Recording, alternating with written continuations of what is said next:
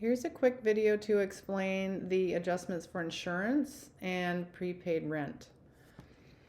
If you look at the example that I have on the screen, you will notice that a business purchased a 3-month insurance policy on November 1st. And if you're doing the adjustments at the end of the year, an adjusting entry is needed to bring the prepaid insurance account to its correct balance. Essentially, at the end of the year, you would have used up part of that insurance policy. So the adjusting journal entry will always be a debit to insurance expense and a credit to prepaid insurance.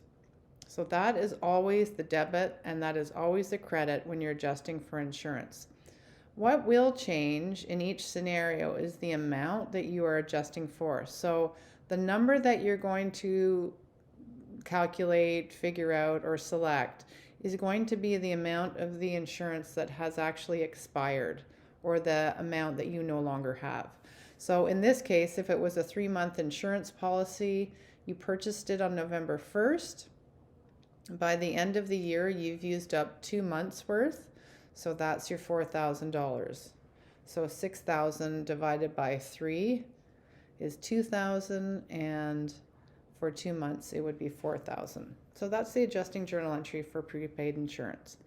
If I move on to the prepaid rent adjustment, notice it has a similar format. I'm debiting an expense account and I'm crediting an asset account. So the expense account shows that a certain amount has been used up and that rent has contributed to revenue.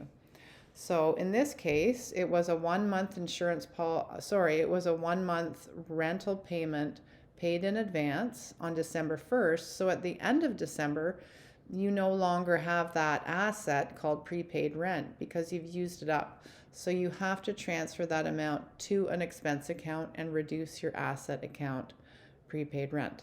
So the adjusting journal entry is a debit to rent expense, a credit to prepaid rent, and in this case, we're showing that we've used up all of that 1-month amount of 5,000. As a summary for this lesson, I have outlined here for you the 3 adjusting entries, and they will always be the same. They will always be these debits, so supplies, expense, supplies, insurance expense, prepaid insurance, and so on.